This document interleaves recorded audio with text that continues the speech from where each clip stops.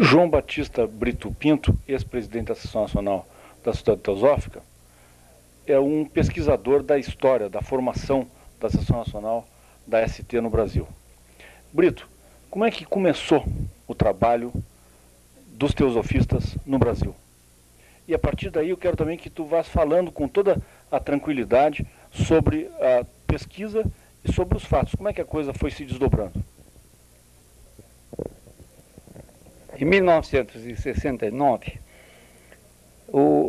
nossa revista O Teosofista da loja da Seção Nacional republicou um artigo de Aleixandre de Souza, que havia sido presidente nacional a partir de 1937. E na revista ele publicou um artigo intitulado Subsídios para a História da Sociedade Teosófica no Brasil. Ao ler este artigo, eu tomei-me de ânimo para atender isto, fazer todas as pesquisas, fazer todos os esforços para realmente escrever a história da cidade.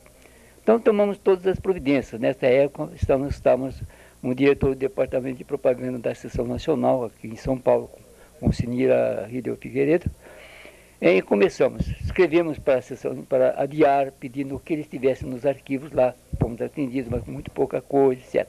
Lojas, entrevistamos companheiros, tivemos oportunidade de ter números de revistas antigas que depois não continuaram, e fomos estabelecendo o nosso plano, fazendo fichas de cada acontecimento, para posteriormente fazer os comentários, unir todos os fatos. Desta maneira, nós pudemos, então, com essa quantidade de elementos, verificamos isto, o seguinte: como o Aleixo havia colocado, o movimento teria começado com a fundação de uma primeira loja teosófica na cidade de Pelotas, por dois companheiros naquele tempo, Vivaldo Coraci e Paulino de Amico.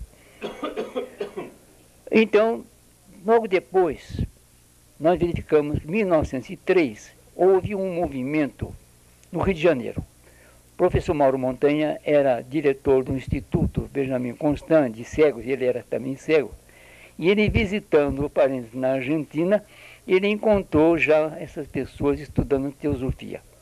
Então verificamos depois, inclusive com elementos que o Carlos Avelino nos enviou há pouco tempo, que na realidade o foco mais próximo do Brasil para o trabalho teria sido o trabalho da Argentina, indiretamente, de certa maneira. Porém, nós verificamos assim, que aquelas pessoas que se dispuseram a trabalhar pela sociedade teosófica eram realmente pessoas de uma certa cultura, deviam conhecer pelo menos o francês, porque naquela época as obras principais de Blavatsky não existiam ainda aqui, publicadas, traduzidas para o português. Então, na realidade, no fim do século passado, surgiram algumas obras já traduzidas para o português, obras teosóficas, que serviram também de elementos para esse início. Então, o professor Mauro Montanha, quando estabeleceu este grupo de estudos, ele começou a atrair alguns outros elementos que no Rio de Janeiro estavam trabalhando, estavam filiados a centros espíritas. Mas eram pessoas que, pelo que nós verificamos, eles aspiravam a alguma coisa mais do que aquelas obras escritas pelos espíritas, etc. Então, aproxima-se dele que aproxima-se o capitão Raimundo Pinto Salles, nesta época, e havia sido atraído porque haviam emprestado para ele uma obra da autora francesa Aimé Blanche, que era Aos que Sofrem. E Paulino de Amico traduziu essa obra com o nome de Princípios Teosóficos. Esta obra passou a ser vendida em livrarias em várias partes do Brasil. E um desses elementos caiu na mão de um outro militar. É muito interessante colocar isso, que muitos militares fizeram parte dos primeiros grupos de trabalho no Brasil e que depois continuaram também. Então, esse major Ivo do Prado leu este livro, ficou encantado, entusiasmado com os princípios mais elevados da teosofia, e ele emprestou esse livro para o capitão Raimundo Pinto Salles. O capitão então ficou ainda mais entusiasmado com aquilo, aproximou-se do grupo de Mauro Montanha, e ainda outros como Cicinato Braga e outros companheiros, cujo nome no momento não me recordo. O grupo cresceu até um certo ponto em que, na realidade, quando chegou mais ou menos 1910, nós verificamos a antecedência do trabalho teosófico na Argentina, porque eles trouxeram para Buenos Aires o Mário Roso de Luna, que era um erudito espanhol, um homem que havia escrito uma biografia de Blavatsky. Blavatsky, uma Marte do século XIX. Então, trouxeram a Buenos Aires para palestras teosóficas. Quando terminaram as palestras, o representante da doutora Besna para toda a América do Sul, capitão Washington Hernandes, ele sugeriu a Mário Roso de Luna que parasse no Rio de Janeiro, na sua volta para a Espanha, parasse e no Rio de Janeiro ele fizesse outras palestras. Isso foi feito. Então, lá para final de 1910, Mário Roso de Luna tomaram todas as providências, mandaram entrar em contato com os elementos do Rio de Janeiro, e ele pronunciou 3 palestras no Rio de Janeiro, numa cidade comercial lá. Um salão cheio, com muito interesse. Depois chegou a tirar fotografias com os elementos todos interessados no Rio. Depois que ele partiu, os elementos interessados em teosofia, que já tinham alguma ligação com o grupo do professor Mauro Montanha, resolveram fundar uma outra loja. Então houve entendimentos, etc. Por fim, foi fundada em 1910 a loja Perseverança. Essa loja Perseverança realmente sempre existiu, ela sempre perdurou, ela sempre se manteve ativa e mantém-se ativa até hoje. Realmente temos até elementos nossos aí no encontro. E a loja Perseverança, então, em 1911, passou a editar a revista O Teosofista. Então, surgiu um elemento digamos assim, como diríamos, de união, de congregação dos esforços todos. E o Teosofista naquela época começou então a publicar informes do surgimento de grupos de estudo de outras lojas em outros lugares. Então, a nossa fonte principal de informações centralizou-se no Teosofista. É verdade que começaram a aparecer nos outros órgãos. Por exemplo, a loja Dharma publicou a Alma. Depois publicou-se a loja, na Bahia, uma outra loja que apareceu. Pelotas, lá por 1907. Isso, é. Então, isso. Na loja, a loja Alcione, uma loja que formou-se em Salvador, primeiro como grupo de estudos, começou a publicar a revista Alma. Também essas próprias revistas, elas trataram também, conseguiam entrar em contato com pessoas e noticiavam o aparecimento de algum esforço em várias partes do Brasil. A década de 10, de 1911 até 1920, foi realmente uma época muito produtiva do trabalho, porque apareceram várias lojas. Aparece, por exemplo, em Manaus, a loja Jesus de Nazaré. Aparece em Fortaleza a loja Unidade. Aparece em Salvador um grupo chamado Alcione, depois se transformou em loja. E o próprio grupo Alcione também começou a publicar uma revista que no momento eu não me recordo. Então, à medida que nós íamos encontrando esses dados, ia crescendo o nosso interesse, e depois também passamos a entrevistar companheiros nossos que tinham se filiado a trabalhos, inclusive em São Paulo. Porque, dado o esforço todo no Brasil, São Paulo também deveria ter um grupo de companheiros, de pessoas interessadas. Esse grupo de companheiros fundou uma loja chamada Veritas. Essa loja Veritas teve o concurso de companheiros realmente de grande valor, inclusive de um grande líder espírita, Henrique de Macedo, que era diretor de uma organização espírita, que congregava naquela época, mas ele sentiu-se que a teosofia transcendia tudo aquilo, sem abandonar o campo espírita, ele passou a dar muito apoio à loja Veritas. Pois a loja Veritas tornou-se, assim, quase como que insuficiente para a ansiedade dos trabalhadores em São Paulo. Formou-se também uma outra loja, Isis, também. Por fim das contas, em 1919, funda-se em São Paulo uma loja que existe até hoje, que é a Loja São Paulo. E essas duas outras lojas, Werther e Isis, fundiram-se à Loja São Paulo, eles juntaram esforços e passaram a trabalhar desta maneira, assim.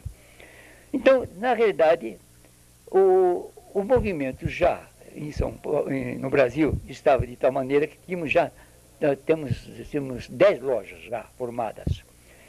Quando houve uma sugestão partida da doutora Anne Besant, que era a presidente internacional, ela sugeriu que se formasse a Seção Nacional Brasileira. Os companheiros já estavam desejosos de formar a Seção Brasileira, sabendo, conhecendo já através de informações de outros países que havia a Seção Argentina tinha surgido. Eu não me recordo se também a do Uruguai também, depois posteriormente do México. E em 1919, no fim de 1919, em novembro, 17 de novembro de 1919, reuniram-se no Rio de Janeiro representantes daquelas 10 lojas, alguns vindos diretamente, outros por representação, por procuração, e funda-se a Seção Nacional da Sociedade Teosófica. E foi escolhido, então, eleito, a grande maioria, já então o coronel Raimundo Pinto Salles. Realmente o coronel Raimundo Pinto Salles foi realmente o elemento mais importante na formação do trabalho teosófico no Brasil. Homem culto, homem prestigiado, militar de grande prestígio dentro da própria classe militar e outros. Ele realmente conseguiu trazer para o seio do trabalho teosófico uma porção de outros companheiros também militares e outros. Aí começa oficialmente. Eu não me recordo quando foi que o teosofista tornou-se o órgão oficial da Seção Nacional. Deixou de ser um órgão da Loja Perseverança para ser o órgão da Seção Nacional. A década de 20 também foi marcada por uma porção de acontecimentos, às vezes algumas crisezinhas, etc. Tal, mas o trabalho prosseguiu. Por fim, na década de 20, surge realmente ali o primeiro trabalho de jovens brasileiros, teosofistas brasileiros, com Lourenço Matos Borges. Fundou no Rio de Janeiro a loja de jovens Rosenkreuz, que durante algum tempo teve-se, depois houve uma outra loja também de jovens e acabaram sentindo que eles sozinhos não poderiam fazer nenhum trabalho e acabaram fundindo essa loja Perseverança. Daí passa a década de 20, a década de 30, mas aí falece o Raimundo Pinto Salles, outro Paulino de Amico, ele continuou o trabalho no Rio de Janeiro, inclusive o Nilson, uma irmã nossa, diretora da loja Perseverança. No Rio de Janeiro? No Rio de Janeiro. Ele passou para o Rio de Janeiro. Então, Maria da Soledade, uma Lopes, uma coisa assim, Maria Adelaide, Soledade Lopes, ele uniu-se a ela e continuaram o trabalho. Agora, há um fato muito interessante que eu gostaria de ressaltar. Pelo estudo da história, pelo desenvolvimento da história das lojas, nós verificamos que havia formação de famílias teosóficas.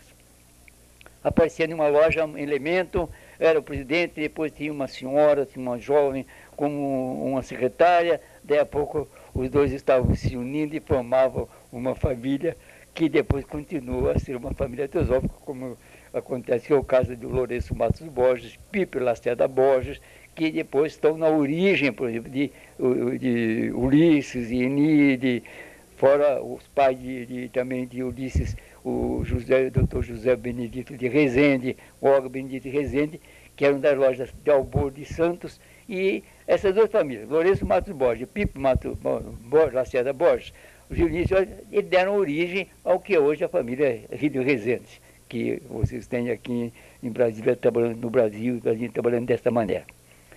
Bom, agora há uma outra parte muito interessante.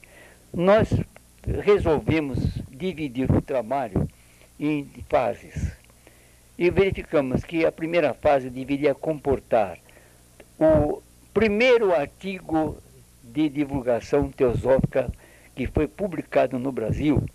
Ele foi uma tradução de um artigo publicado na revista enciclopédica Larousse. la Société Théosophique et la Théosophie. E Dario Veloso, o professor Dario Veloso, de Curitiba, traduziu e fez publicar na revista Clube Coritibano de Curitiba. Esse artigo teve uma grande repercussão. Isso foi em 1890 em 1896. Agora, na realidade, nós verificamos que a Argentina havia se precedido. Em 1895 já havia uma loja teosófica na Argentina, por isso foram encontrados elementos de contato com Mauro Montanha, etc. Assim, esta foi, vamos dizer assim, praticamente o artigo do Dario Veloso, o artigo que ele publicou em Curitiba, foi praticamente um grande germe para o trabalho teosófico. Porque depois o que apareceu depois em Pelotas, que depois apareceu em Porto Alegre, depois o que apareceu em outras cidades, eram resultados do que eu chamei, muito interessante assim, havia apenas um contágio pessoal, havia um contágio pessoal de elementos entusiasmados pelos princípios teosóficos. Porque então se publicavam obras de Dr. Abesa, do Sr. Lediviter também, né? E de outros autores, especialmente da Europa, como Aimé Bleche da França, etc. A França teve também um grande papel de disseminação da teosofia. A seção francesa foi fundada pessoalmente pela doutora Beza, por Blavatsky, fundada por Blavatsky. E os autores franceses passaram a publicar traduções de obras de Blavatsky, de Beza, formou assim uma mentalidade teosófica na França. Mais tarde, esse trabalho foi estendido-se à Espanha com a família Mainadé. Também as obras da família Mainadé também influíram muito posteriormente no trabalho teosófico, muita profundidade, etc. Então, nós dividimos um trabalho em fases, compreendendo a primeira fase a partir de 1896, do primeiro artigo teosófico publicado na imprensa brasileira, até 1946. Por quê?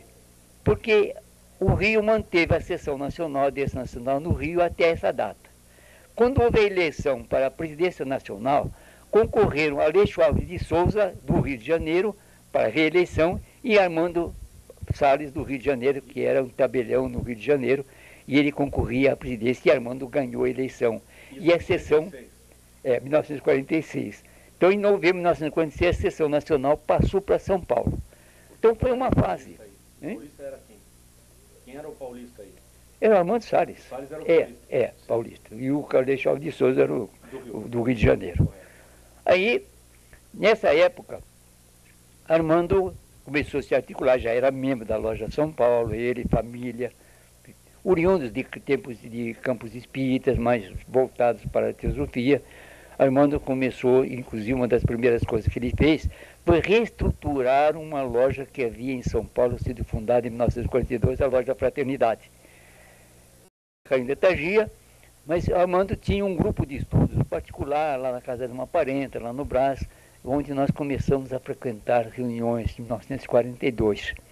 A Loja São Paulo também. Foi que tu te aproximaste da escola? Deles. Eu era espírita, inclusive eu tinha centro espírita com minha esposa, etc. Estavas com que idade em 42? Bom, eu estava com 30 anos. Estavas com 30?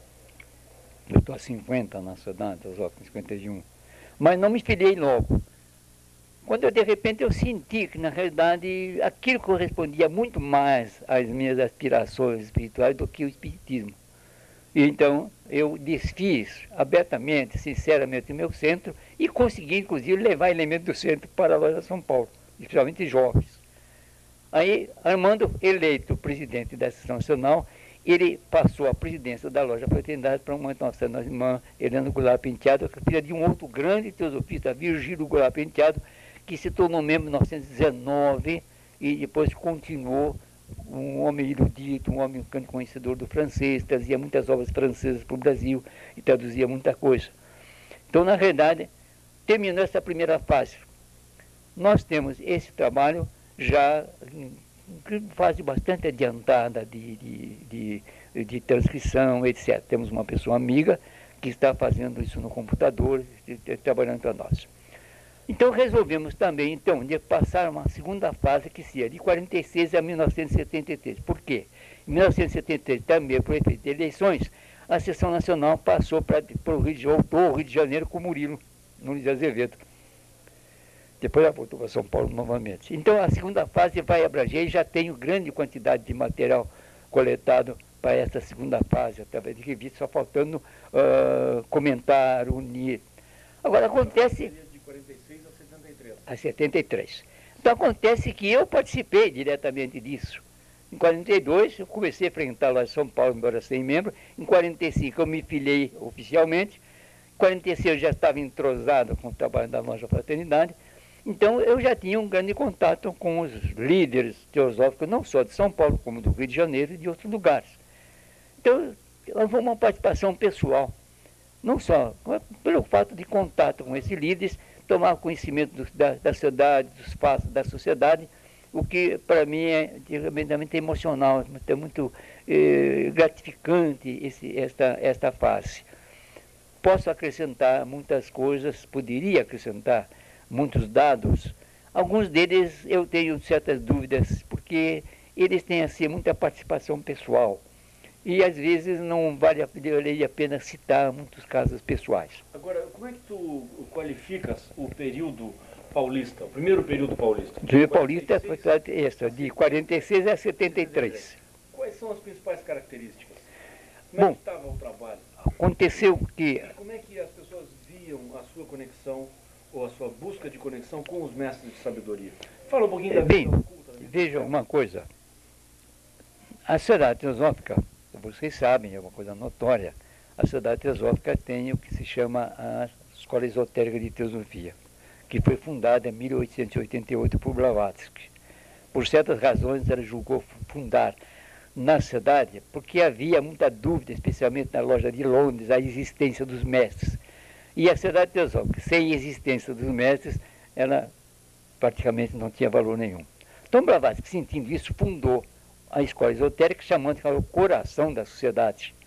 Com o núcleo de fraternidade, tinha então sim um núcleo dentro do núcleo, tinha um gêmeo dentro do núcleo, que era a escola esotérica. E a escola só falava o quê? Da existência dos mestres de sabedoria, ao ponto de considerar que era possível, seria possível, como já tinha acontecido com Blavatsky e com outros, de tornar-se discípulos deles, serem aceitos discípulos deles. Embora houvesse grandes dificuldades, por o que se sabia, que a coisa não era tão fácil assim. Não era apenas por acreditar na existência deles que isso dava possibilidade de que se tornasse. Porque eram muito severos, de acordo com as suas regras, seus ensinamentos, era preciso uma certa quantidade de qualidades. Então, em São Paulo fundou-se, em 1922, e no Brasil, fundou-se a Escola Esotérica de Teosofia. Houve alguns períodos de... São Paulo? Não, no Brasil. Sim, mas... No Brasil todo. No Rio de Janeiro, em primeiro lugar. Sim. Depois ela começou a fundar, ter ramos dela, digamos assim. anos depois de 1919. 1919, Aí depois começaram a instalar grupos dela junto a lojas em São Paulo, como em outros lugares. São Paulo foi principal, depois do Rio foi São Paulo. Aí começaram elementos mais antigos, porque havia certas condições. O membro precisaria ter no mínimo 2 anos de filiação, ele comprovar atividades dentro da Sociedade Teosófica, ter recomendação de outros membros mais antigos, para que pudessem dar um testemunho de que realmente era dedicado, que já tinha se procurado um caminho de purificação, de deixar de fumar, de tomar de álcool, e isso, aqui sempre não se falava de droga, mas de fumo e outras coisas. E mais uma aspiração real por alguma coisa mais, por uma vida espiritual mais assim, além do que o teosofista comum poderia ter. Porque o teosofista comum não tem compromisso nenhum com a Sociedade Teosófica. Na escola há compromissos. Há documentos que fazem com que eles se comprometam a dedicar o que puderem da sua vida ao desenvolvimento da Sociedade Teosófica. Que a escola foi formada por isso, para ser um sustentáculo interno do trabalho teosófico. Agora, a nível de sociedade teosófica, a nível de sociedade teosófica, enquanto lojas e tal, o pessoal também tinha uma certa dedicação ao estudo, ao debate e uma certa devoção também. Como é que se dava isso? A ideia dos mestres, é claro que teria que transcender a própria escola, né? Houve um período em que havia muita reserva quanto a divulgar o nome dos mestres que fundaram verdadeiramente, espiritualmente, a cidade de Teosópolis, o senhor Kutume e o senhor Moria. Havia reservas quanto a isso. Mas depois não puderam deixar de encontrar elementos até que apareceram da imprensa profana, em artigos, etc., já citava. Havia obras, eu não me lembro agora do autor de uma obra da Sociedade Teosófica, em que ele traz o retrato dos 2 mestres fundadores, etc. Então, a ideia passou para o domínio público.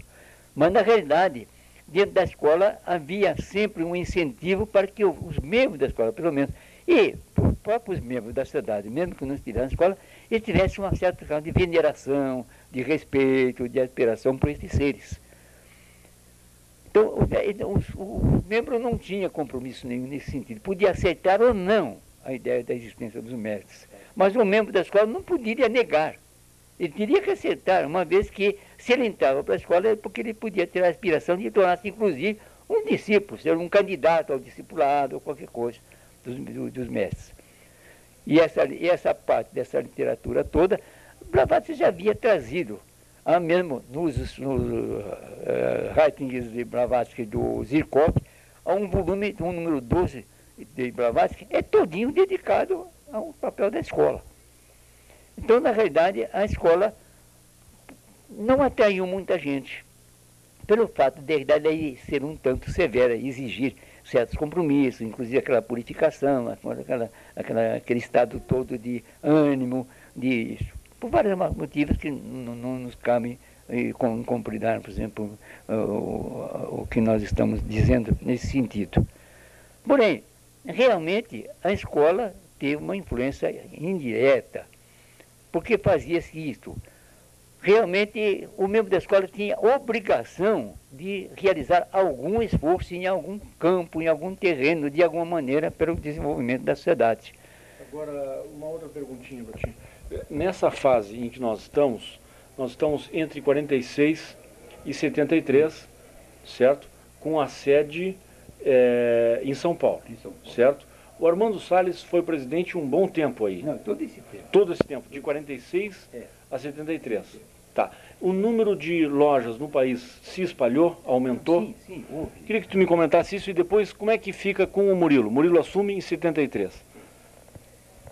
A questão, eu estou dizendo alguma coisa que nesse período de 26 anos que a Sociedade Teosófica passou para a direção de Armando, na realidade houve não só o aparecimento, como também desaparecimento de algumas lojas em vários lugares. Agora, Armando era uma pessoa abonada, ele tinha um oficial reformado da Força Pública do Estado, ele era tabelião em São Paulo, então ele empregou muitos esforços, era um homem de grande dedicação também, ele, a família, porque ele levou com ele a família toda, a irmã, a esposa, de outros, etc., filhos, etc., para a sociedade. Então ele começou a dar um novo desenvolvimento ao trabalho teosófico, que tinha, com Aleixo de Souza no Rio de Janeiro, tinha ficado um tanto estagnado naquela época, até 1946. Foi por isso que ele se candidatou, por achar que o trabalho no Rio de Janeiro estava sofrendo assim uma espécie de... Ele levantou de novo. Levantou de novo. Entregou o teosofista para companheiros de grande cultura, muita dedicação, e a própria edição do Teosofista melhorou bastante. Traduzia-se muitos artigos de revistas estrangeiras, havia convites para acompanhar pessoas do exterior visitarem o Brasil, né? Então ele deu assim, um bom impulso ao trabalho. Depois, com a entrada também de companheiros com maior cultura, como Alberto Lira, que era um médico, era um cientista, produzia artigos teosóficos a respeito de certos aspectos científicos dos fenômenos psíquicos, como desdobramento mental e outro. Lira estudou muito, pesquisou muito isso e apresentou uma literatura, uma bibliografia muito intensa de autores de vários países, para mostrar esses aspectos e explicar à luz também da própria ciência, fazendo uma união do misticismo com a ciência já naquela época. Depois apareceram também outros companheiros com dotes oratórios muito bons e passaram a publicar obras, a traduzir obras, a traduzir a quantidade de artigos que eram produzidos, eram publicados pelo teosofista. Bom, na realidade a cidade também, uma cidade humana, também passou por algumas fases de críticas, das quais nós participamos, mas acontece um fenômeno interessante. Apesar de tudo isso, a cidade sempre permaneceu.